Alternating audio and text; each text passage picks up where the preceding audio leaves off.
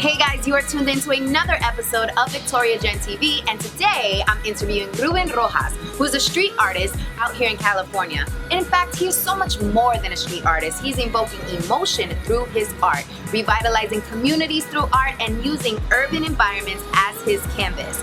And today you're gonna learn about how he's been able to make the transition from a life in real estate, making millions, to losing it all, then coming back into finance, gaining it all back, and then deciding to give it up to pursue his passion and love for art. And today you're gonna learn about all of it and how he did it and why he did it and how he is staying authentically true to himself. Enjoy the show.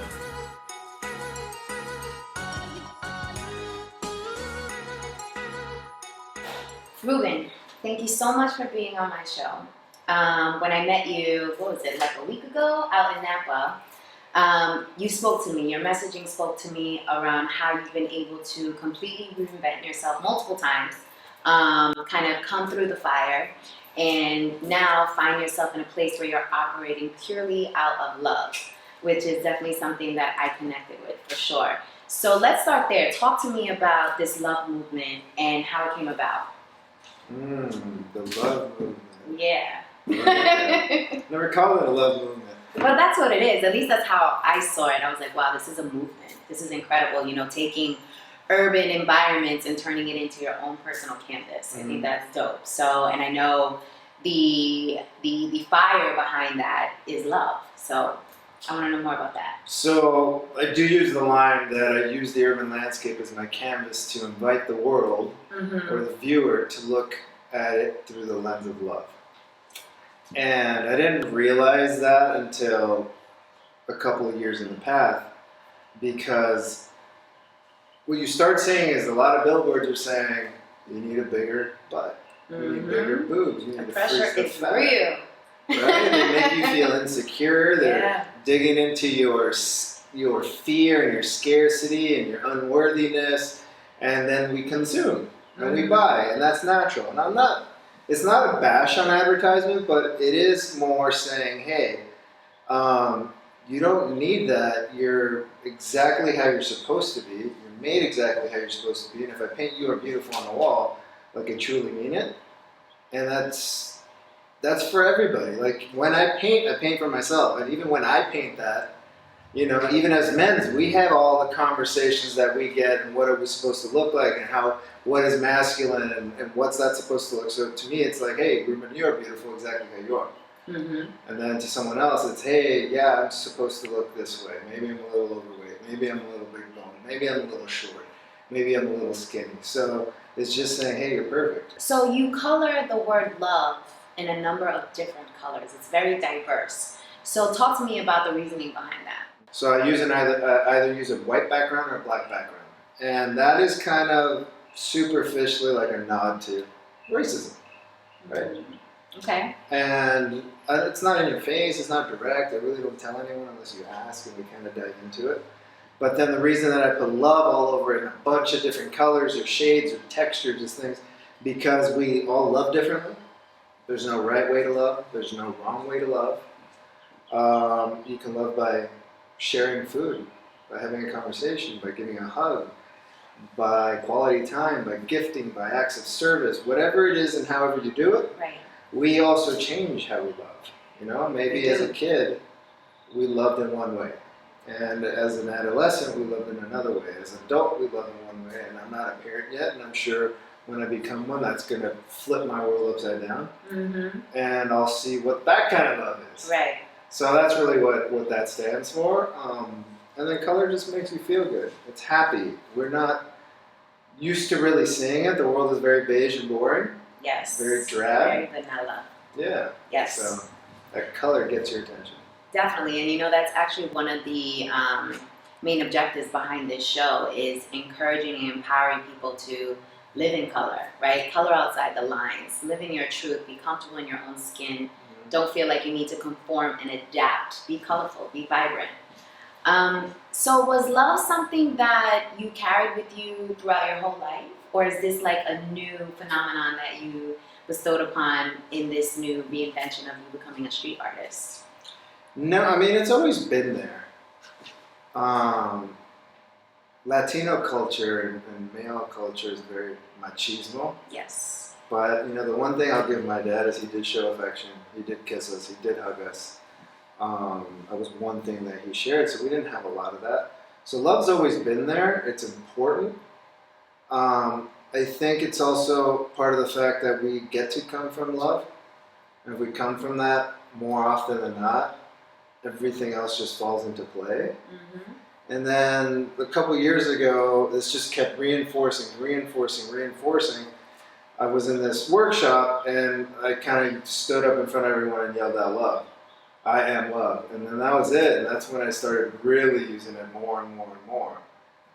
And, as a kid I would write it. As a kid I would write all kinds of things. My notes were drawing, doodles, cartoons, dogs, houses, speakers, DJs, lowriders, whatever. Graffiti type style words that were time and love and thrive. And I actually don't connect those dots until now, really looking back at that, because so much happens between a kid to an adult. We forget a lot of things. Yeah. And I just started writing it down in all caps, and I started writing it down in lowercase, and I started writing it down in script, and I started just playing with layers and colors, and eventually it just became this thing. Let's rewind a little bit, and we're going to dive deeper into you as a street artist and what does that mean and why you do it. You started your career essentially on the corporate side, right? You did real estate, and I remember you telling a story in Napa that you became very successful, millionaire status, lost it, and came back. So can you tell us a little bit about that journey? So my 20s, everything was more ego-driven. Everything was more gather and amass things. There wasn't a lot of talk around emotional intelligence and doing the work. And now I think it's become such a buzzword. It's such a buzzword, yes. But at the same time, in this country, you're kind of measured by what you amass. Yes. You're not really measured on how you make people feel or what you do, even though we know, and I know now, how much more powerful that is. Absolutely. You leave someone feeling good. That is more important than giving someone a gift of something. Because that's a superficial good feeling. But Yes. like, a true acknowledgement is something else. Or having them remember that you're like, oh, you did this for me. And it was filling a hole, it was filling a gap, I don't know. I was listening to whatever it is that said, hey, this is what you need to be successful. Yeah. You gotta have a big house and a car and this and that. And, once you lose it all, it puts things into perspective. Mm-hmm. Because even though I had all that, I still wasn't like, what am I doing this for? Were It's you just happy? trophies. Man, I'm always happy. We're in charge of our happiness, so it wasn't that I wasn't happy. Okay. I don't know if Was your soul happy? no, but did I know that at that time? No. But then I lose everything, bankruptcy, go through all that, a year of wandering. Then I jump into financial planning. Found success again, but completely miserable. And I just ignored it. I ran away from it. I thought that I can trick myself into being happy and fulfilled by just being successful at it. And that quickly just goes away after realizing it the last time around. And I didn't care for things. I just didn't want things. So where were you at that moment when you were going through this revitalization of, I'm in the wrong place. This is not my place. This is not my purpose. What were some of the emotions that you were experiencing that led you to say, F it, I'm walking away from this? The fact that I'm questioning if I'm depressed or like, why am I like feeling all these weird things and not acknowledging it and I wasn't even questioning it really. I was just like, is this how I'm supposed to be? Like not wanting to get up out of bed and not wanting to go to work and not wanting to do the things that I need to do. I think it just was this whole culmination of things. But at the same time, you have to pay the bills. Right. And you have to live and you have to eat. And these are a lot of have-tos. Mm-hmm. But it's also a get-to opportunity. So if you frame it one way or the other, it could shift a lot of things.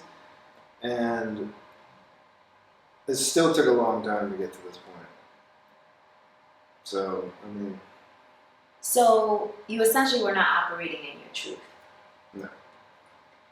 But you needed to make money. You like money, obviously. You like things. So you were used to this lifestyle. You were used to a certain number in your bank account. And I find that a lot of people will stay comfortable and operate in the knowing versus taking a risk on themselves because they don't know the outcome. So you had to operate in ambiguity once you decided to leave finance, right? Once you decided to leave the world that you knew. Talk to us about operating in that gray space and what that was like for you. The easiest way to answer that is actually, I've been self-employed my entire life. I actually never worked for someone that gave me a paycheck. Okay. Like, here's your paycheck. You know, when I was a personal trainer, maybe there was more, but I still had to sell. Mm-hmm. So everything was always on me to earn my income. So that wasn't the hard part. It was more knowing what that structure looked like and not knowing what this structure looked like. Mm-hmm. What does this day look like versus that day? That day, you get up, you put on your suit, you go to the office, you make your dials, you go to your meetings, you do your things, you go home. Very regimented. And repeat. Yeah. This is like, okay, I get up, what am I doing today? Oh, today I'm painting here, today I'm flying there, today I'm going to create this. I don't have a commission, I'm just going to experiment, like, do this meeting, do that meeting, talk to you. Yeah. You know, so it's like you have the opportunity to do all these different things. Mm-hmm. And it was more taking away the fact that, wait, that is what that's supposed to look like. Don't compare it to something that's a 9-to-5 formula or whatever that is. Interesting. So you basically took ownership of your own destiny, right? You decided that you wanted to shape the world in which you were going to live in. Mm-hmm. And now you have chosen to do that for the public by using your art, by using your passion, by using your love to evoke that type of emotion in other people. Mm-hmm. So how did you know that this was your calling? Probably a couple of years into it. Okay. So at first you weren't like, this is my thing, I'm just trying it? Well, yeah, I mean, I was doodling on a piece of paper. My buddy's like, hey, we got to get that on the wall. Yeah. And I paint my first mural. Okay. And then we have talks, this thing's cool. Like, I've been a street art fan, like, when I was in photography, I'd be in Vancouver taking photos, wherever I'm at, I'd take photos of this stuff. Did I ever see myself like, hey, I'm a street artist, hey, I'm this? When I was a little kid, I would toy around with thinking I was a tagger. Not that I ever did anything, but, you know, I had a neighbor that was. I'm like, oh, that's cool. Let's just Did you have a tag name? Not really. Okay. I couldn't figure out it, man. We toy around with ticker and other things. And I'm like, yeah, it's time. Okay. I value time a little bit differently. But it kind of just started happening. Then my second mural happened. So the first one's a bunch of affirmations. Like, it was, you look at the first mural to now, like, it was all there. I just had no clue what it was going to become. So I was watching your YouTube videos, and you have amazing content up there, especially with what you did in the prison, writing forgive on the wall, and had the inmates helping you with that. I thought that was amazing. There was a line that you said in one of your videos about it's okay to doubt yourself, but don't stop and never say you can't. What does that really mean to you? What should it mean to the world? Well, doubt's going to creep in. All these thoughts are going to creep in. We are going to fail. We're the sum of our failures. Right. Your next failure is only leading you to your success. So, because I doubt myself all the time, like, how am I going to get this wall done? This thing's huge. Okay. You know, there's always a little bit of doubt. If you let it affect you, that's the problem. Mm-hmm. But, you know, I use it as a compass. Mm-hmm. So what strategies or what do you do or what do you say to yourself to make sure that it doesn't prevent you from moving forward or it doesn't work as an Achilles heel? I look at what I've done and what's gotten me to this point. Okay. So what if you come from a place where you're not happy with what you've done, you feel like you are not living up to your potential pretty much your entire life. So you have this self-doubt that just shadowing, right? It's just shadowing your whole existence. What should someone do to overcome that type of self-doubt? Well, we can go on a heavy coaching session. Yeah. Well, listen, people watch the show because they want to be inspired, they want to be empowered, they want to learn, they want to relate. And I feel like a lot of people are living in self-doubt, especially with all of the influence from billboards, from social media, from everyone and anyone telling you what you're supposed to be. People are lost, and I think they need help. Well, I think you got to get very honest with yourself and then ask, what am I doubting? Because you can't really doubt everything. Right. One thing, I mean, it could lead to everything, but like, what is that one thing? What are you sacrificing that's causing that? Like, are you in this job that you hate with no growth because it guarantees a paycheck? What is it in that, as an example, where are you doubting there? Is it that you have a side hustle and you're too afraid to take the leap because you doubt that you can succeed in it, but have you made some sales? Have you done something already? So you've already succeeded a little bit? So it's a mindset more fear. shift. Yes, it's a mindset shift. It's kind of exercising your mind to think differently from a very optimistic place. Okay. So you do a lot of work around community revitalization, right? Why is that work important to you? Because we're surrounded by beige, boring, ugly walls Okay. that are imposing. And, well, let's look at broken window theory and things like that. So there's a building on a corner that sits vacant. One day a window's broken. The next day there's a tag on it. And then there's another tag. And then another window. And then trash starts piling up. A couple homeless tent camps. More trash. Tires. More tags. Hole in the roof. Eventually it just becomes this giant mess. And if you look at a community with some of these walls kind of get like that. You know? And what if you come in and put in something very positive, something very beautiful, and now bring that energy into community? So there's a mural I painted last year that says "Life is Beautiful." It was a really ugly, it wasn't beige, it was like a dark red wall that was very patchy. It gets tagged. Actually, it recently got tagged, so I'm going to go fix it again.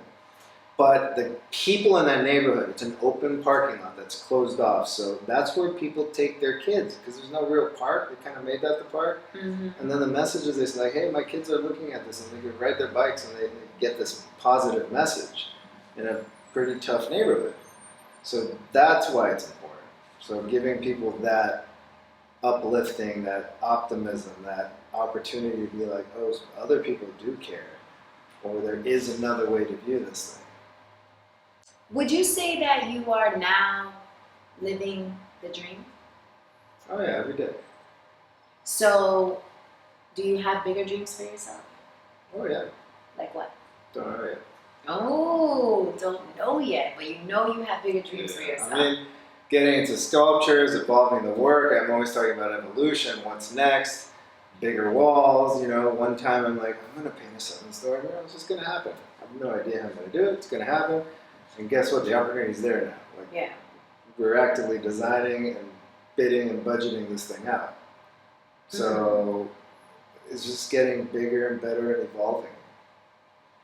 And continuing down the path no matter what. So what if tomorrow paint was taken away from you? What would you do? Do you mean paint as my medium or the entire opportunity of what I'm doing with paint? Because I got pencils. I like that. And that's the type of mindset and I think determination people need to start practicing and exercising on themselves. If you want to live the life that you are meant to live, if you want to live in your truth, if you want to make your dreams realized, you have to have that all or nothing attitude, right? You have to have that attitude of, I'm going to do whatever it takes, I'm going to make this happen. Do you have an example of when you needed to do that?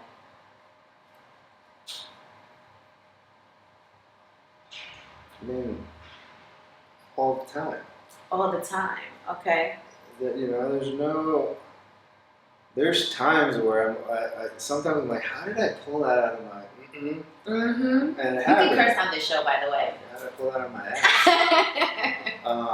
You know, my wife and I, we both do. We get into these situations that are like, it's like we're throwing an event. It's huge. We got 500 people there. This is just an example, and similar things have happened. All of a sudden, you don't have a venue. Mm-hmm. Ooh, how am I supposed to find a venue? Right.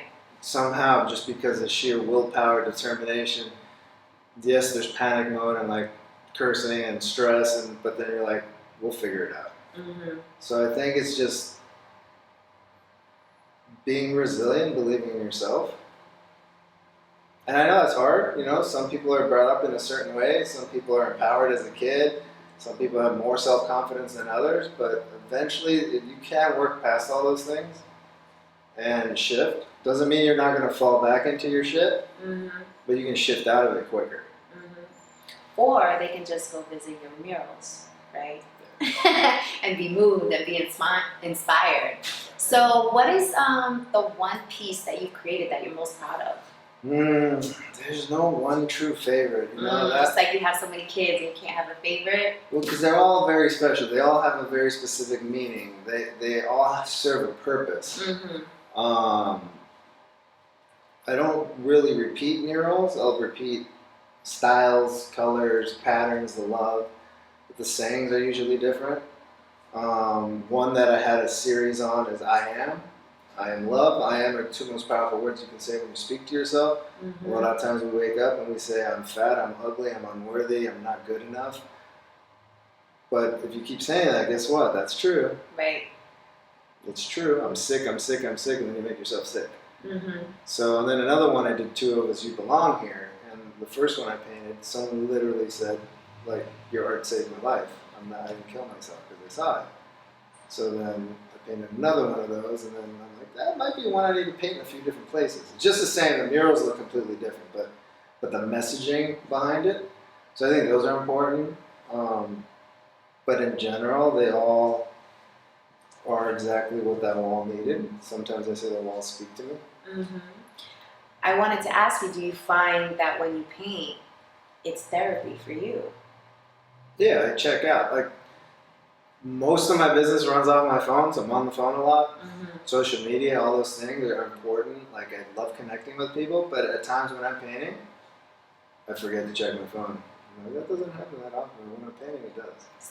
So for aspiring artists or artists who are currently living in their truth or street artists, what advice do you have for them if they want to get started in the business or if they want to paint on walls?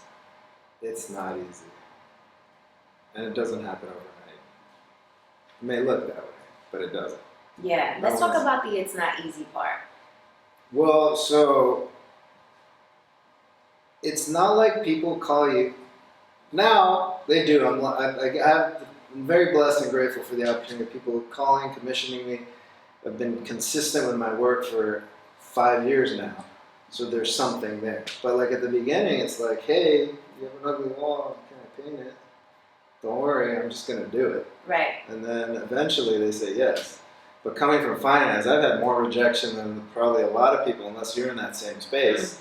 So if they say no, it's like, okay. But we don't, you know, with Beautify Urban, my nonprofit, we don't understand why people say no. It's like, dude, the wall's ugly. Right. Like, why wouldn't you want to make this better looking? Yeah. It's a whole nother conversation. But yeah. door knock and ask, door knock and ask, door knock and ask. Have the long-term vision. Don't worry about making money today. That's the other problem. If you're worrying about that paycheck today, you haven't proved yourself yet, then that applies in everything. It's not just art, that's everything. You go in, you want to be an agent, you start in the mailroom, that whole saying, before you become, you know, the top. Why do you think it's important for people to start at that level? And on the level of, you need to show and prove? Because a lot of people like to skip that level and just go straight to, I can do this, so let me do it. I don't think a lot of people actually say I can do this, so let me do this. No? No. Okay. I do find that people like to skip steps. Yes. People like to shortcut. They fall on their face, but not for the reasons that we're thinking. Sometimes they just want to get there. There's a lot of entitlement now. Right. Like, we all fall victim to it. You travel. It's amazing how privileged and special we are. in this We country sure are are. opportunities. Yes. But up there, I have a piece that says, "You'll say that you can make this, but you won't." Ooh. You know, because people Yes. always say, "Oh, I can make that. I can do Mhm. that. I can Mhm. make that. I can do that." So then, make it or do it. Right, you Just gotta don't do it. execute. So yeah, you can have all the ideas. You have billion-dollar ideas. Doesn't matter unless you're going to execute. Execute even if you're not getting paid.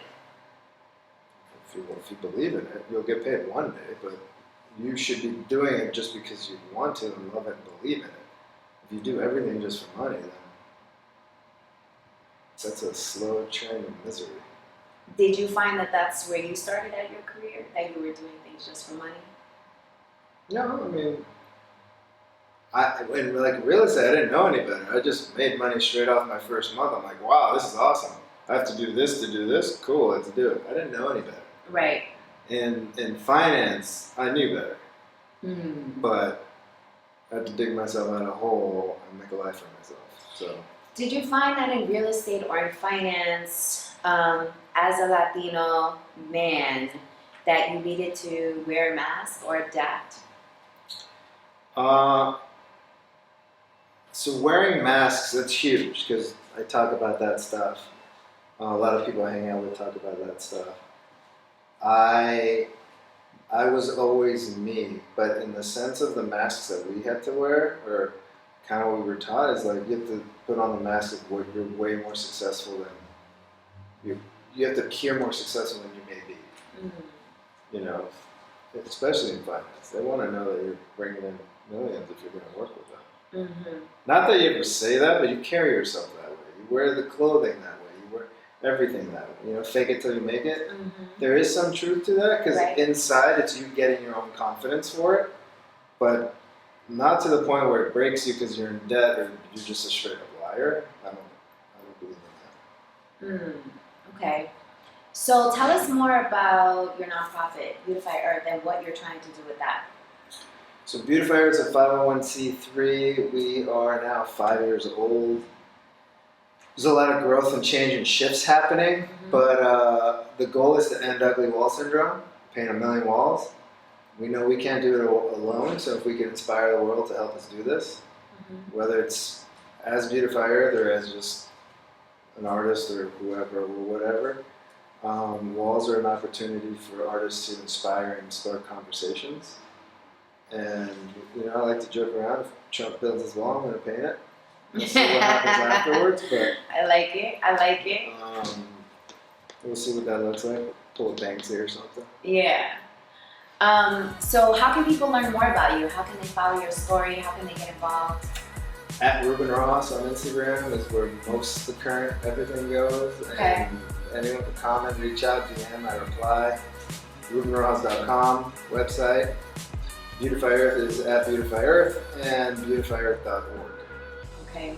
So guys, you heard it here. Make sure you follow Ruben, you look him up, you follow the movement, you support, tell your friends, tell your aunties, tell your tios, tell everybody about what he's working on so that we can beautify Earth together.